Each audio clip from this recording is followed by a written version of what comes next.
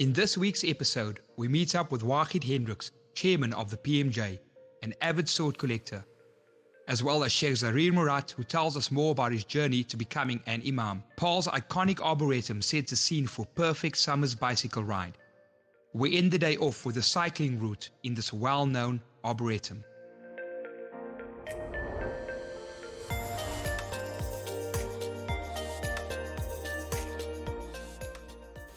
Wahid, shukran for having me here today. Your house is lovely. Shukran, Tamir. It's a pleasure having you and hosting you here today. Now, I did a little bit of homework on you because I grew up with you. Yeah. But I obviously, the Wahid, the child that I grew up with, and Wahid, the business and chairman and careerman, is someone that I actually don't have too much knowledge about. Yeah. So I did some research, and you are actually the 9th chairman of the Palm Muslim Jama'ah. Tamir, that's correct. And, there's that famous movie, The Four Horsemen. I don't know if you watched that movie. It's a very interesting movie. And believe you me, it feels like, I'm not just the 4th horseman, but I'm the 9th and 10th and the 11th horseman. It's an honor for me, first of all, to do this job. It's not an easy job. Running a community, let me go back to the terminology chairman. When we think chairman and we think the corporate world is like, this guy sitting up there and, calling the shots.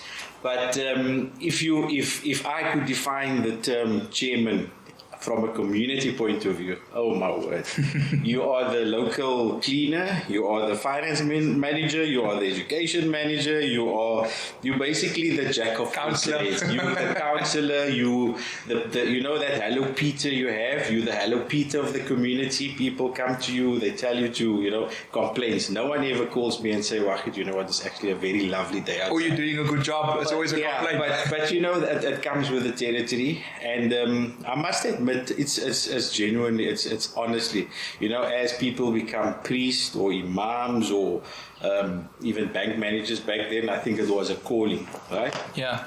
And I think to be able to do any form of community work, it's not easy. Wahid, you come from a long line of family members who actually served on the Palm Muslim Jama'ah.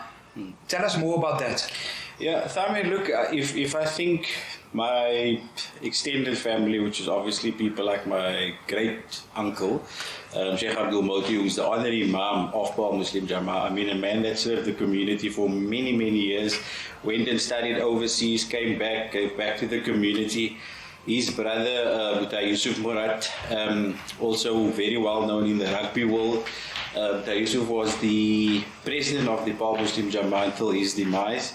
So, and that's just to mention a few. There's family members, immediate, extended family members that, you grew up, watching these people, learning from them, getting a sense of what it's like to actually serve your community. And that to me it's really, if we're all so stressed about your legacy and, what you leave behind, if it's something that I could leave behind, it's basically that, that motivation to our younger generation. That you're saying about the younger generation, but you yourself, young, you're 29 years old or 32, yes. aren't you? Oh, yes, definitely. but jokes aside, you were actually one of the youngest chairmen. How old were you when you became chairman? Tamir, I think I was about 38 years old. I've been in this role for almost 8 years. Wow.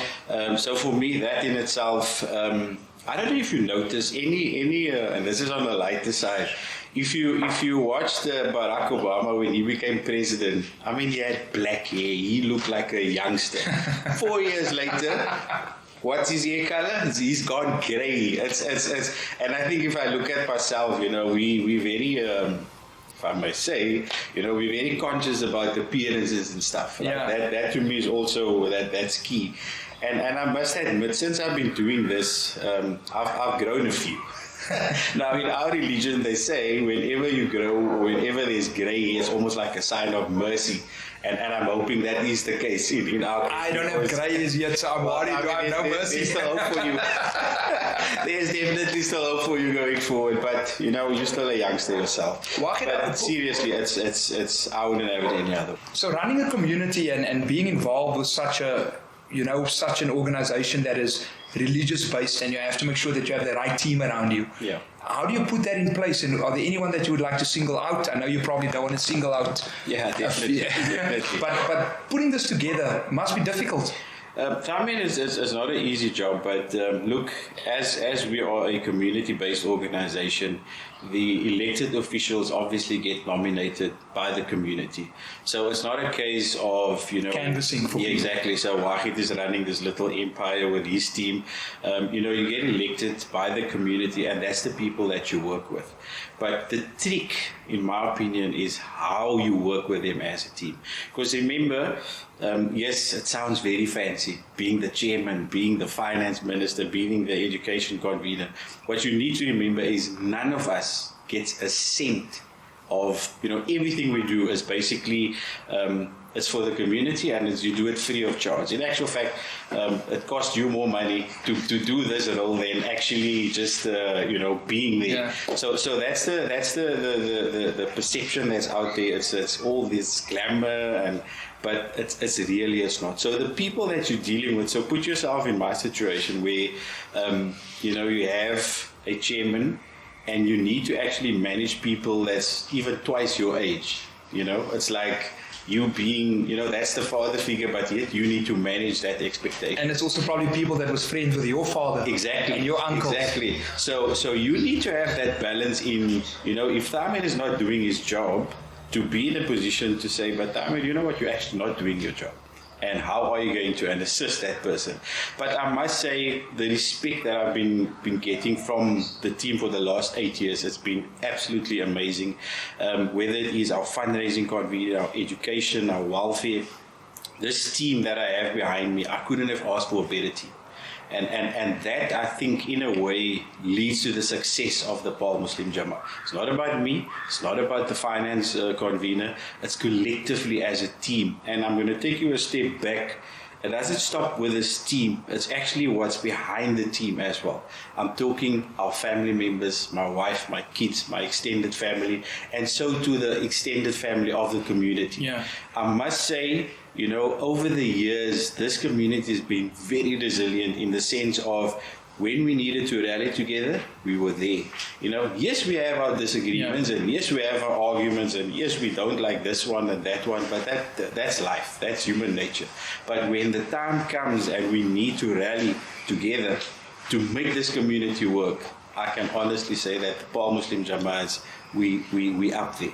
We will touch later on our fundraising, etc. But that is instances where you see how a community-based organization can actually perform. Speaking about fundraising, we've just recovered. Most of us are trying to recover from COVID. Yeah. And what's been happening during COVID. I know that one of the biggest fundraising events that the Paul Muslim Jamaat has is the festival. Correct. And we actually have footage of the last festival that you guys organized before COVID. I think it was 3 years ago. That's correct. If I have it correctly. That's correct. So we're gonna take a look at some of those footage of what actually happened 3 years ago later in the episode. Yeah. But are there any plans for? I know we haven't had any festivals during the last years. Are there any plans going forward?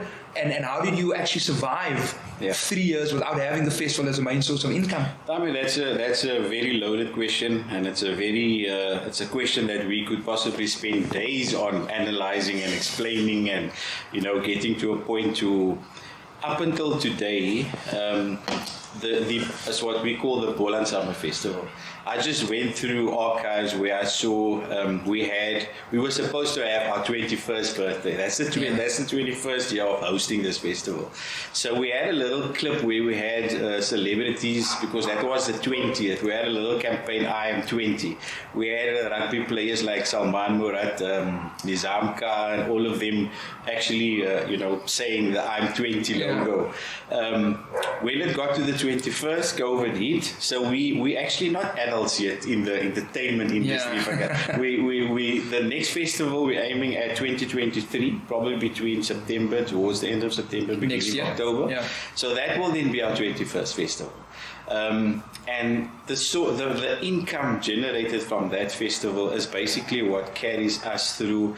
Think about it. We have a staff complement of, I'm not going to disclose numbers or anything, but we literally run an organization. Our salary bill, our expense, it's probably it's in the hundreds of thousands. That's monthly.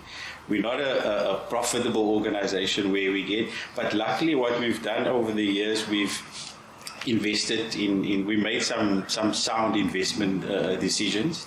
So that's all part of doing what we're doing. It's not just about, we all know we need to pay a monthly fee towards whether it's a masjid or a mosque or a church, as an example. But Paul is a very poor community, and we can't depend on people, even if it's a 50 rand. It's economically, it's just very tough out there. So we had to come up with ideas of generating funds, and the festival has been key. So COVID hit, we had the festival planned with the stall holders, was booked, our entertainers, everything. We actually lost some money as well because we couldn't get back our deposits, etc. But what we've done while COVID, because of the financial decisions we took in previous years, we could actually weather the storm. Yes. We could pay our staff salary. No one got paid even a cent short. Obviously, the community also rallied together again. We had some fundraisers. We had some, creative ways of getting funds in, signing extra debit orders, and just people putting their hands in their pockets and saying, you know what, there's a 10,000, there's a 20,000. And that literally saw us through the COVID period.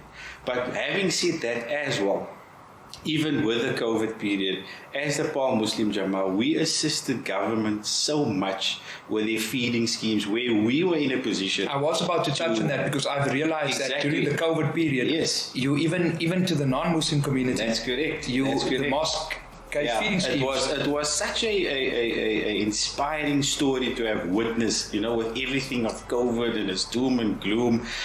One thing I must say that I really hated during the COVID period is that our communication specialist, what happens is, let's say Tamir fell sick. He would then send out a notice on our, what we call a communicator. Yes. So we informed the whole community. And we were really dubbed the doom and gloom committee, because every single day, if it was not a funeral, it was, we asked for prayers for this one and for that one.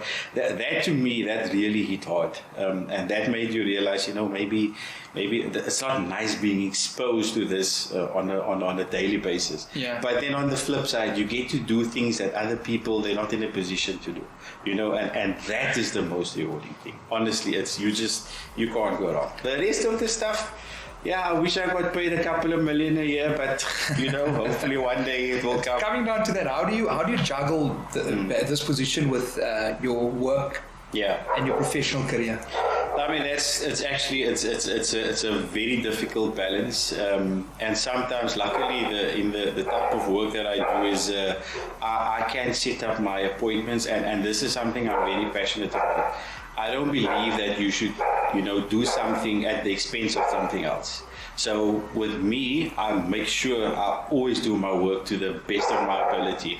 I see to it that I do what I get paid to do, because if you're going to steal your company's time, then what's the point in doing good at the end of the day? Islam teaches you if you get paid a 10 rand, you have to work for that 10 rand.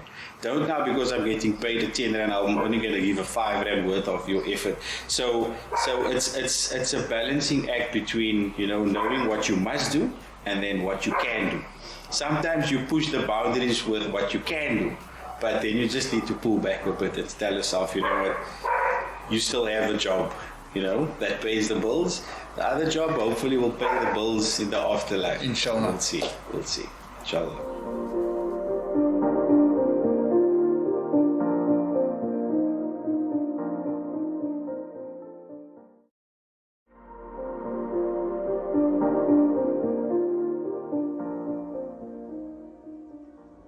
So you've told me all about Wahid, the chairman, but walking into your house, I'm seeing all these swords. Yeah, Thamir, I think if I had to go back, where all of this comes from, I think I was probably 7 or 8 years old. And I think this is before your time. We used to watch a program called Vicky, the Viking, Yeah, you were A few years before my time. Before your time.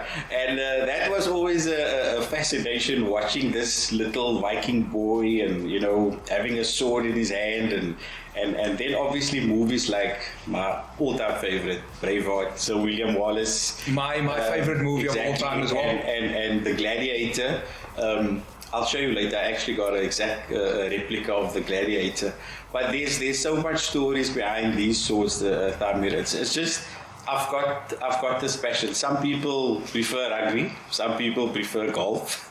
I'm just you prefer fascinated. swords? Exactly. I prefer swords. There's still a few that's missing, and yeah, people walk in here and they ask me, you know, what's this? It's just, I don't know. It's just a fascination. Just take us through the swords. Yeah. Explain to us where they come from. So if you look at this was one of my very first. This is a copy of the Gladiator sword that I brought from home. Sure. Wow, it's actually quite heavy. Yeah, it's just exact. This is exact. You can see there that's Spanish steel, Toledo steel. So you could literally sharpen this, and you'll have a real. Wow. Because it's a replica, I'm not going to sharpen it, and it will just be dangerous. But I know what you're showing me now, and we're going to get there. But I'm more fascinated about these Islamic relic swords standing over here, and I see that you're into. This comes from the Istanbul, Ottoman Empire. That's correct. This is also my last trip to Istanbul. Very nice. It's just some pieces that I collected here. But if we look at, this is actually the replica swords of Sayyidina Uthman. So this would probably look. It's not 100%, but it's a replica. It's to scale of what they would have used. Yeah. So this is Sayyidina Uthman, one of the Khalifas, and this sword is actually the copy of the Prophet Muhammad. This is one of his swords as well. Wow. And then the one here, the Zulfikar, this is Sayyidina Ali's sword. Now I'm sure this one would have been a lot bigger than what we actually have here. And then obviously the famous Ertugrul, this is the Wolfpack sword. Yeah. So that's the local TV series that everyone went crazy about. Yeah. So as you can, and this is a replica of the Lord of the Rings, one of the swords of the Lord of the Rings. Yeah, sure, go for it. So that is, that's a replica. Aragon. There we go, yeah. So, so I don't think it's a good idea for me to have a sword collection with my temper. Probably not. Probably not. People like you who are more calm, it's not a problem. So look, I mean, people ask me, they walk in here, they watching. For me, it's about just looking at it, you know, getting a piece of history, just picturing, you know, on display as well. Yeah, so this is just temporary. I am negotiating with my wife still to have my wall of swords over there.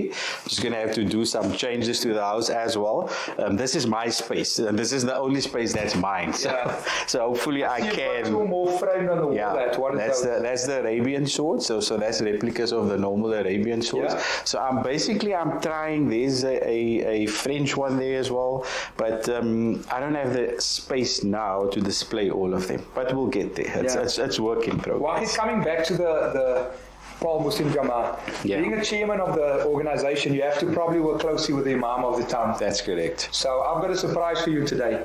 I'm actually going to do an interview with the Imam now, and he said that you guys are both avid cyclists. Oh yes. And that we are going to be going on a bike ride. Tamir, let me in on a little secret. I know the Imam's wife is an avid cyclist. I'm not sure about him, but we'll see. So you're going on a cycle? We will go. We're anything. I'm going for anything. So definitely. Perfect. I'll see you then later. Thank you. Get ready for the cycle, and then we'll see each other later. Great stuff. Shukran. Okay, action. Sheikh, shukran for being with us here today. Afwan Samir. You've got quite an interesting, unique story. You left Paul to go study to be an imam at a young age, and you actually went to go live in Egypt, in Cairo, if I'm not mistaken. Yes. I think as a youngster, I can remember my father then came back from Hajj, 1981. And then he brought with this adhan clock. You don't find it anymore, but they used to have this adhan clock. The alarm was the adhan. Okay. And then I learned this adhan out of my head. And I still make adhan till today the same way that person make adhan. Then my father used to take me around everywhere and say, make adhan, maak adhan vir hulle dat Yeah. So I did that. Is that how it started? It started like that. And then he used to every time ask, Sheikh, wat wil jy word? I say, ek wil 'n imam word. Ek wil 'n imam word.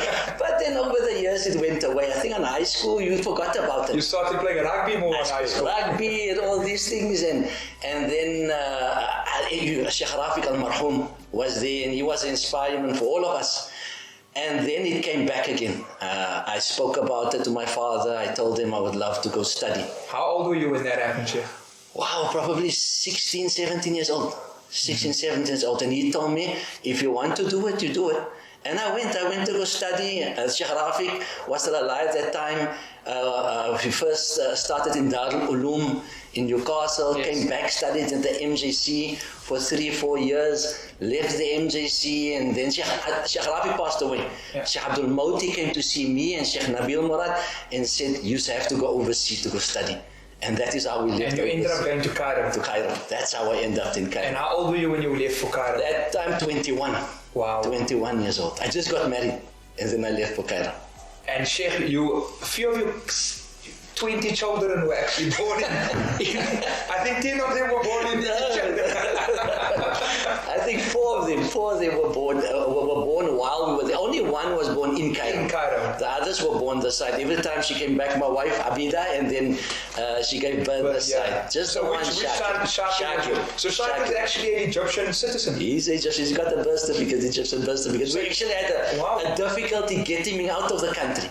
I had to sit for probably an hour in the airport in the office waiting for clearance for him to leave the country because he had the Egyptian birth certificate. Wow. Sheikh, I want to touch more on, and because look, we have a lot of imams in the country, and nobody actually knows their stories and their hardships and what they have to give up in actually getting to that level. You have to leave your family behind. Yes. You have to go live in a foreign country that either whether you go study in Saudi Arabia or whether you go study in Egypt, you have to adapt at a really young age to a new system.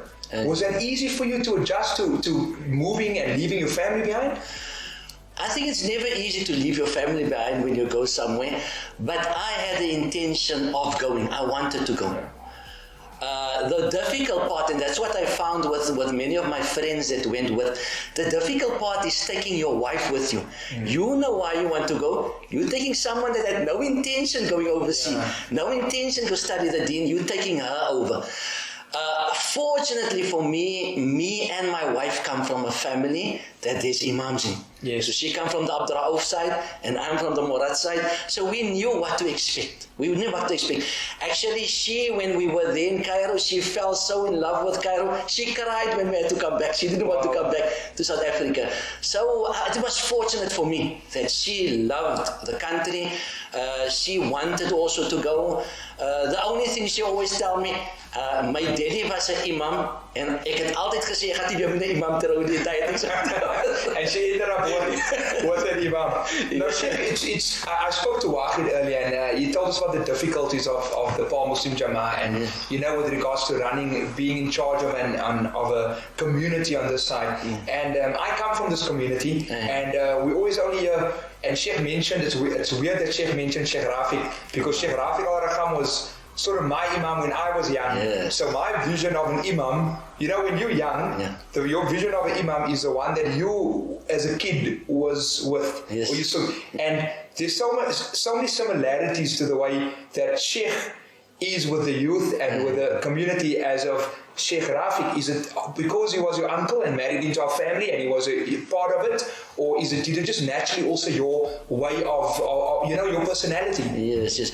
See, growing up, I grew up in the time of Sheikh Abdul Moti when he was imam. Yes. I got Sheikh Rafiq as imam, so I think I brought it together. Yes. Sheikh Abdul Moti was much older, so he wasn't a strict person, but he was a serious person in what he did. Sheikh Rafiq was someone that was more playful with the youth, but also strict in his way. Yes, he was involved with us. You see the thing that I always told myself when I was in Cairo, and I still tell it to the children at school and in my madrasa. I tell them, when we used to see the imam, it was haluk. Yeah. We never were with the imam really because we were scared of the imam. But when I was in Cairo, I saw at the masjid close to me, this imam, he plays basketball with the children. So I told myself, when I go back, I want to be that person. Yes. I want the person to be the person that to be able to teach the youngsters, you need to pull them to you. Yes. And since I came back, I tried that, and alhamdulillah, I achieved it. It's working. The children is open. I want the children to be open. I tell the children in my class, if my daddy have to hear the things you speak to me, then he will say, but I didn't want that. I always wanted children to share with me. And that's the only way I can really teach you, if I know what's going on in your mind. But if I don't know what's going on in your mind, I can't teach you and I can't guide you. You mentioned something now, and it's a story that I also have about Sheikh Moti, because we have so much respect for him. Yes. Once, one of his grandchildren told me that he wants to see me. And the first thing you do is you start panicking. Why does Sheikh Moti want to see you? And I kept asking him, why does he want to see me? And he said he doesn't know, but he wants to see me. So you in your mind, the first thing you think of is, what did I do wrong? Why does he want to see me? Yes. So, but with Sheikh Rafiq Al-Arham, I didn't see him that way. It was like you mentioned, he was our cricket coach. Yes. When you saw him, you wanted to speak to him about it. You would pick a bat up, and I see a lot of similarities in you as an imam. Alhamdulillah. In that way, which is good.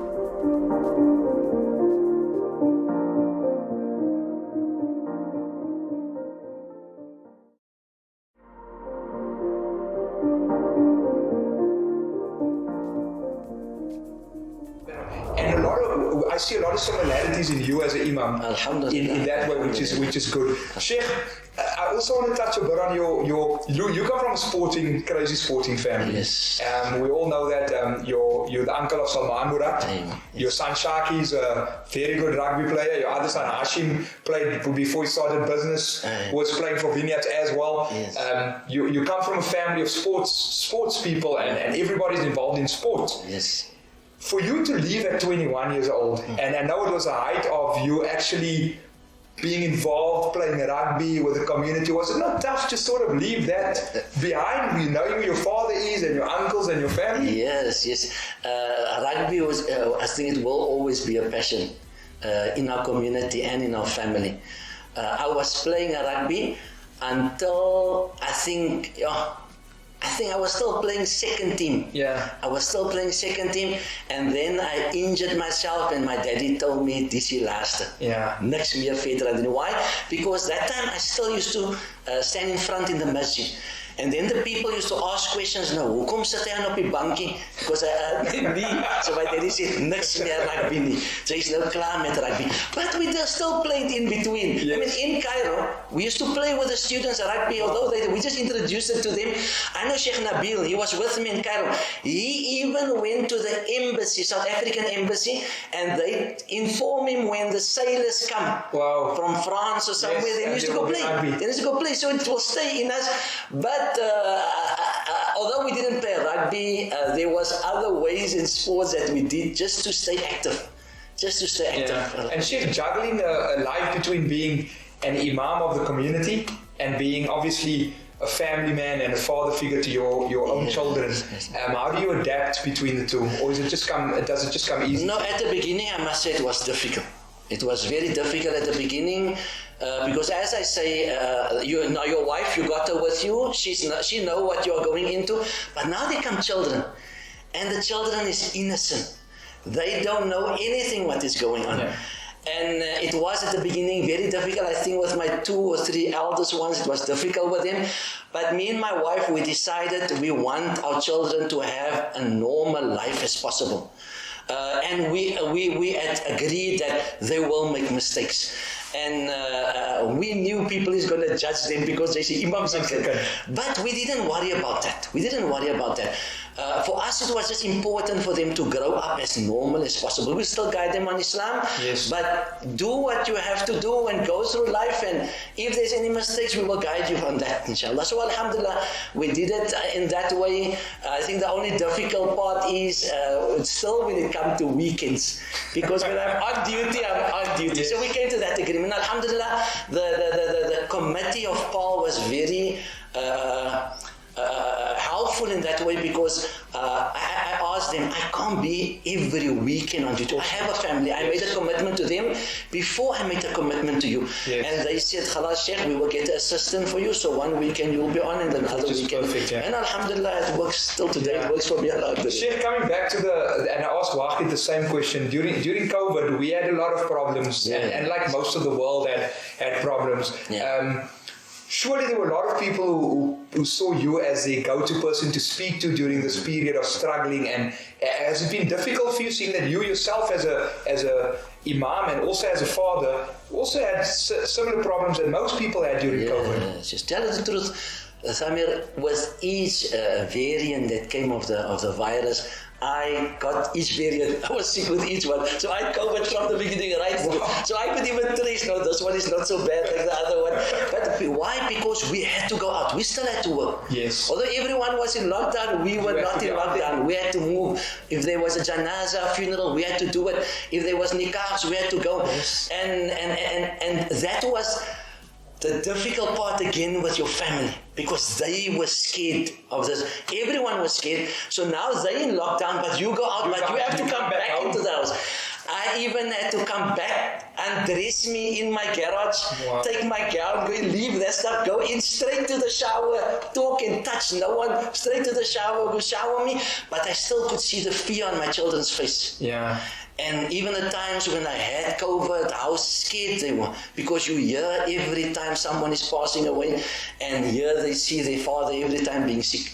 So it was a difficult time, but alhamdulillah, we were there for the people, and people just stood together. I mean, everyone. As Imam, I saw everyone. We have foreigners in our country, Egyptians, we have Pakistani, Somalis. All of them came together to help, to see what they can do in that time of difficulty. So it was a difficult period, but there was so much good in that period that we have learned from how our people can stand together to assist others that's more difficult than them. Yeah. Sheikh, I asked Wahid the same question that I want to ask you. Also, coming from a family that has been so involved in the community, you know, the family is sort of synonymous with Pa. Yes. And you have previous family members that were imams or Jama'ah executive members, or do you feel that you have a legacy to uphold, and is that part of the reason growing up thinking I should maybe become an imam, because you know it's something that I also want to give back to and a legacy for my family? Yes. Amazingly enough, Thamir, I was now the other day. It was Heritage Day not long ago, and I was explaining to the children in my class the heritage of Pa. And I belong also to an Imam development program. Yes. So they asked me to do a short essay, was like a competition. Yes. They gave you various topics, and one of the topics was Islam in Cape Town. And then I wrote, and alhamdulillah, I won the competition. But in that I found the research of our family. You yourself, me, yes. Wahid, we come from one mother in Pa, known as Auntie Maimuna. Yes. And I always tell myself, because I see Sheikh Muhammad Murad, I see Sheikh Dhafir, I see Sheikh Nazim, I see Sheikh Abdul Moti, and then the others of us that came, I always tell myself, someone in our lineage had to make dua to Allah to ask that there always be. We have Hufaz, we have ulama, we have people on the committees working, and we find a generation. There's Wahid, the chairman, yes. also from the same lineage, yes. continuing. So I think it is from our predecessors that had to make dua, to ask Allah to always keep people in this lineage that work towards Islam. And alhamdulillah, I don't think I had to live up to it, because I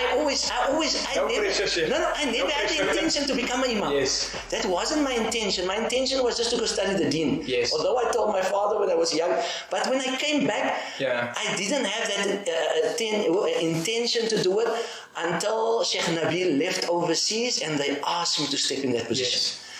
And actually that was another thing they told me. I didn't want to take it. They told me, Sheikh, just for a period of time. It is still that period of time. They never want me to say you're saying a story now. Something similar happened to me. I think I was at I just came to one of the Jama'ah meetings, yes. And then I didn't know what it was for, and then Sheikh's father actually nominated me to be on the EXCO, and that moment I just said, no, I'm declining, and he put his hand up and he said he already spoke to my father, and my my father said, I can't decline.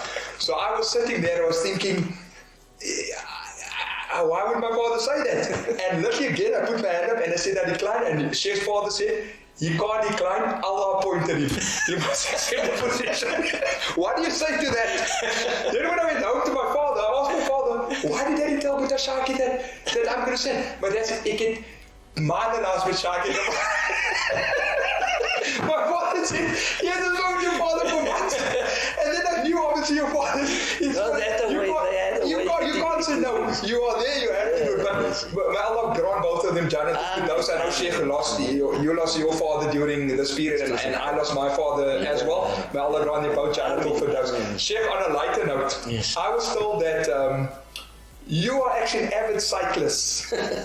And then I heard a story that it's actually a wife, Abida, who's the cyclist. So the rumors in Paul is that Sheikh is the cycling Sheikh.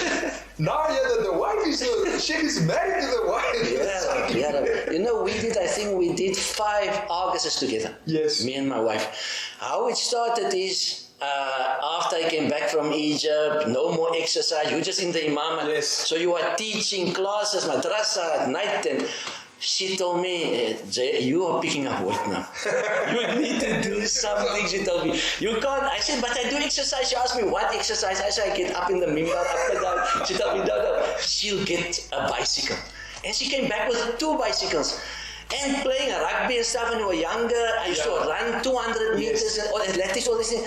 I told her, Khalas, I can do this is easy. I cycled from the house to by the Kubas and I was tired, I couldn't go further. Then I realized you have to do something. Yeah. And she's still today, she's the one that dragged me to gym. She's the one that will tell me, come and go run, come and go walk. She's the main cyclist. She's the one. I did everything. I came behind her wheel all the time. But Sheikh, you did promise me that I was on the bicycle once and I didn't fish. You did promise me that we're going to take a ride today. I did tell Wahid about it. Okay. He's going for it. So when we're done here, we're going to get ready and we're going to go fetch Wahid. Actually, we used to cycle together. Okay, nice. We used to cycle together. We belong to the same club and stuff. And we cycle together. But I must tell you, I must be honest. She's the one that... And she's the people, because the stereotype that most people have of imams is the serious guy that, that's how the world portrays it, especially in Western media. Yes. For us to see that, I mean, Sheikh, you're a nice guy, Sheikh. I have to put it out there. And for someone that's been on you're the bicycle Sheikh. You like to cycle. When she started somewhere, when we started to cycle, she was the only Muslim female. Wow. I can remember. I think I should get her on my show. Really. She's in Cape Town. She's in Cape Town. But when she started, I can remember we used to cycle. Then the guys on the road used to tell her, we know you love your religion, but it is very hot in that clothes. So she designed her own clothes. Because she was the only female Muslim, she had to find a way. She had a skirt that the ladies play hockey in. She had sew a skirt. She had to adapt it according to. And I used to tell her, Bida, it is hot because cycling is a summer sport. Then she used to tell me, I adapted to the heat. Nice. She could cycle like that, and alhamdulillah, now you find there's an idea for you for future show. Yes. Sheikh, coming just quickly back before we end up to Paul's Muslim community. We're sitting with 2 active mosques at the moment. Is that correct? Or is it 3? 3 active. And also Jamaat Khanas. Yeah, but when I'm saying Jumu'ah takes place at one central mosque. Yes, one central. And the other mosques are open for other part through the week, yes. Both mosques. Both mosques are open. So that's quite nice that they're all active. Yes. A bit of a history. I went back on that, but I know that, you always hear these stories also coming from the same family. Yes. Your opa was by die masjid en die and sy opa went to that mosque and his kids went to this mosque and then it all came together. I don't know if you can touch a bit on that history of how it came together. Yeah, I think that is the sad history of Paul. We don't have one of the 2 families anymore in Paul. We used to have the 2 wealthiest families in Paul was Domingos and the Toits. Yes. So one of the families, they started, I almost think it was the Domingos, they started to build a masjid in Breda Street. But they didn't have a child that was an imam, but there was a Detroit that was a learned child. Yes. So they made him the imam and they sent their own child away. to go study the deen. When the child came back, now they want to put their own child in their masjid, and then it became a problem. So what happened? The Ditways built their own masjid. So that we had the Domingo masjid and the Ditway masjid. And it was people started to connect themselves to these masjids. Yes. And I think even families, the strange part is that I heard that the old people used to say is they used to play sports together, they played dominoes together, they played clavajas together, but when it came with the adhan goes off, each one go to their own masjid. But growing up as well, my father, it sounded weird for me because my father also said some of his cousins and his uncles went to that mosque and others went to this mosque, and like you said, everything was fine, playing rugby, but they don't go to that mosque. Until they came young people, youth in Paul, and we know the Patel brothers played a huge role in that. They started the youth, and they started to assist the committees of these Jamaas with fundraising. And then when they saw that these children are quite capable, and these children later brought these committees together. And then Paul Muslim Jamaah started as a unified Jamaah, and I think it is now more than 60 years that we are unified. Sheikh Abdul Moti was also the Imam at that time when they united. Alhamdulillah. Sheikh, thank you for joining us today. We are not done with you. You promised me a bicycle ride. So I must go see my tights. We're going to get ready and then we'll meet each other at the Arboretum. Inshallah. We'll do that. Inshallah. Thank you.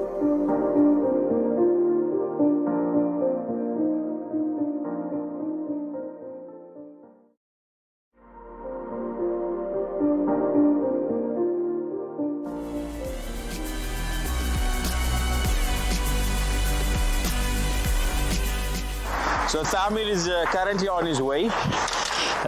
You think just getting on a bike is that easy?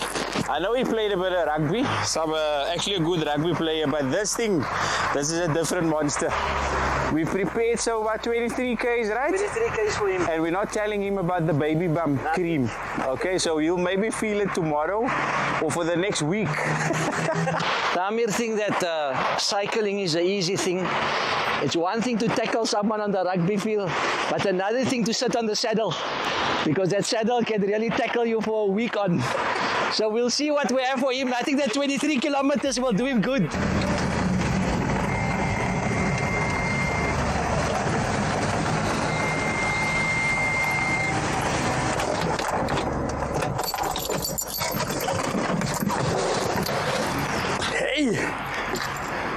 You ready? This is the closest I could get to looking like a cyclist. No, that will do it. Will it do? Yes. So listen, Sheikh, you look like a professional. Wahid, you look like a professional. Yeah, we are professional. We're only going to do we're going to do a kilometer or two today, right? Yeah? We say a kilometer or two, yes. We'll see how it feels when we're on the road. Look, the last time I was on a bike, I literally rode out by my complex and I made a U-turn and the bike didn't bite. The same with golfing. I literally picked up a club, I hit the fields and it didn't bite. So take it easy on me today. No, we will do it. Yeah. Let's get going.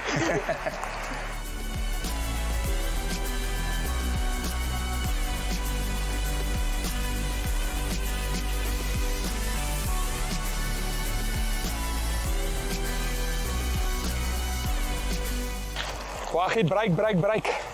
Break time. Break time.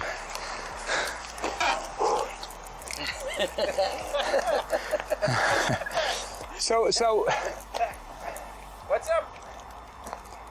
Are we going around? Are we going another? Yeah, we're going to go around again.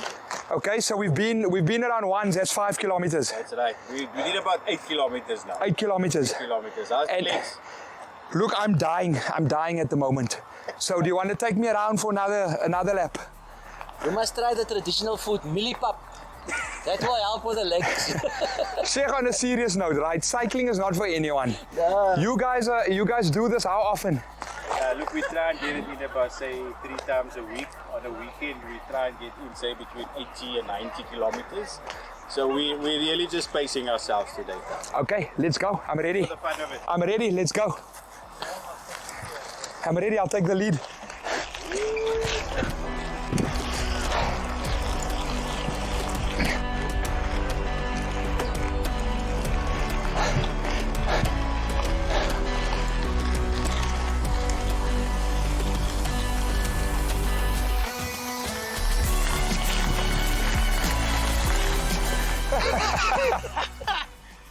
10Ks, Tommy. 10Ks. Done and dusted. Done and dusted. So, okay. Let me just catch my breath here quickly. Let me catch my breath here for a minute. Let me respect the bike. Because I was told that you need to respect the bike that you're driving on. So let me place it over here. Put Chef's bike over there and over there. Guys, I have new respect for people who cycle. We from the outside, those of us who see it, it looks like, you know, kids. Yeah. Kids are riding with bicycles the whole day. But it's an actual sport. Definitely. And you have to, I mean, when I look at the way you guys are dressed, first of all, you need certain equipment, and it looks like an expensive sport as well. Yeah, no, look, it's definitely, it's not cheap, but it's also an affordable sport. I mean, all you need is a bike. This is all extras, you know, and also, as long as the bike moves forward, you know, you can stay healthy. Listen, I got a bike with flat wheels, Sheikh. Sheikh, are you sure it's the wheels? No, definitely not. Let me feel that leg. So rugby legs, eh? Okay, the tires seem fine, but it felt a bit flat when I was driving. Look, I'm done at the moment, seriously, and I, like I said, I've got a newfound respect for you guys, but your equipment, I mean, Sheikh, the shoes you guys wear, the tights, the clothes, I mean, Wahid even has a special sunglasses. Yeah. It all, you can't say that it's a cheap sport. It's not cheap, Tommy, but a lot of it is actually for show as well. To be quite honest, it's you know, when you do your Sunday At least it's being honest, Sheikh. that's it. That it's all about the show. Listen, it's all You got to about- look the part. You have the pro riders that, you know, they look the part and they actually are the part. Then you have guys like us, you know, at least we look the part. At least you must look the part. You have to look the part. So if you can't be the pro, you don't look like the pro. Am I right? Sheikh, what does the average bike cost? An entry level can cost you, if you buy a new one, the entry level can be plus minus between 8 and 10,000 rand if I'm Yeah. wrong. Wow, That's and entry level. that's entry level. And what you no, look, I don't want to put you on the spot here, but the type of bikes you guys drive with, I tell you what, is it entry level or is that? Yeah, Samir, this is not for kids. This show, I take it, right? So let's rather not go there. What would a bike? Our family. Honestly, what? Wahid, what does a bike like this cost? Like this, what's that on TikTok? They gave it to me. They gave it to me. They gave it to me. So let's Seriously, give it- what would it cost? No, Look, Not what you paid for it. What would it go for? probably something like this. The spec, the latest spec, probably 200 to 250,000. To be honest with you, I've really enjoyed this myself is here carbon. today. No, this is carbon. I've enjoyed myself here today. We've got about what, a kilometer left? About a kilometer, then we should be done. But I must say, Tharman, well done. It's, I mean, we do this on a regular basis for someone that literally just got onto a bike. Even though he blamed the you know, the wheels being flat, I think he did pretty good. No, I mean, well he's done. standing. Well done. What we won't tell him is how he'll feel for the next 3-4 days. Wow. Yeah, Wow, I think- I'm actually worried I need to go for a massage. Yeah, no, Definitely. I don't think it's the legs that we're worried about. It's, I think get an extra cushion. Yeah, when you sit. I did start because, feeling it in the so buttocks but- area. But by tomorrow you'll give us a call and then we'll tell you we told you so. That is the first thing in cycling. The longer you sit, the better you start to cycle. Okay. Because this muscles at the back starts first. And if this become tired, the rest of the legs become That's the theory, right? That's the theory. And in practice? In practice, as the Exactly, longer you that's what sit, the longer you'll still sit.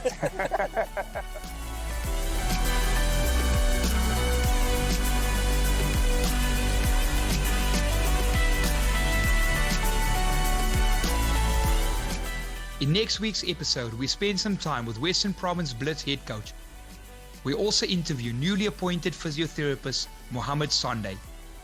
The VP Blitz team shows us what it takes to play cricket at the top level with intense training.